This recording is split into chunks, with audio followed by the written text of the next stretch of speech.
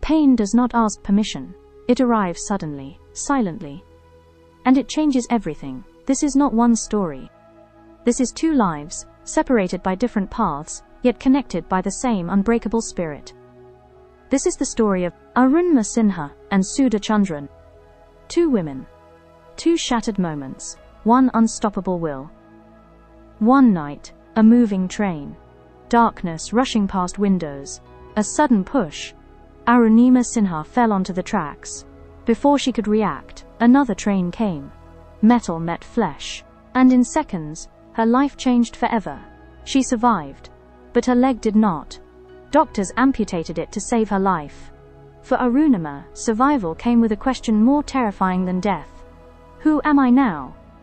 Miles away, years earlier, another young woman faced her own cruel twist of fate. Sudha Chandran was a rising star in classical dance, grace in motion, rhythm in her blood. Then came an accident, a terrible injury, an infection. Her right leg was amputated. For a dancer, this was not just physical loss, it was the loss of identity. The world whispered the same lie to both women: this is the end.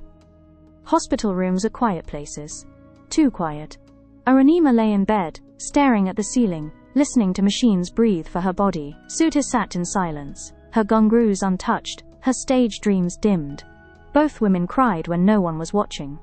Both felt anger. Both felt fear. But somewhere, beneath the pain, a small voice refused to die. Arunima heard people say, "Your life is over. You'll never be an athlete again." She didn't argue, she chose something impossible instead. She decided to climb Mount Everest, not as a symbol, not for sympathy, but to prove, to herself, that her body did not own her dreams. Sudha faced a different mountain, the stage. Doctors told her dancing was impossible. Gravity, balance, movement, everything worked against her.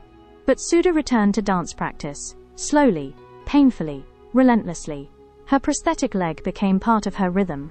Where the body resisted, her soul pushed harder. Arunima trained with a prosthetic limb. Every step hurt.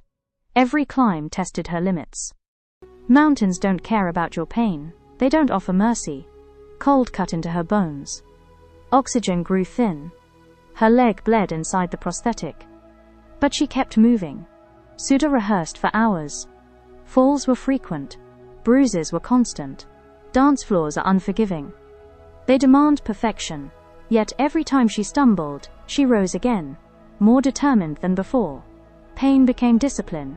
Suffering became strength.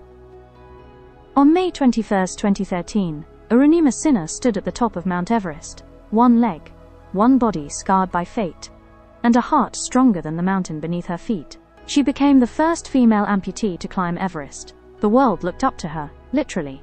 Sudha Chandran returned to the stage. Lights came on. Music played. When she danced, the audience forgot her prosthetic leg. They saw only grace, only power, only art. She didn't just return. She redefined what dance meant. These women did not defeat pain. They walked with it. They danced with it. They climbed with it. They teach us something the world often forgets. The body can break. Dreams don't have to.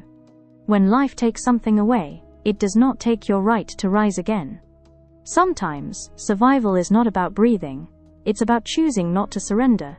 So when you feel broken, when circumstances tell you to stop, when fear says, you can't, remember Arunima Sinha, remember Sudha Chandran.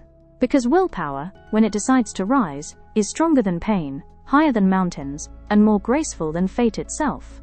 Some stories are not about surviving life. They are about redefining it.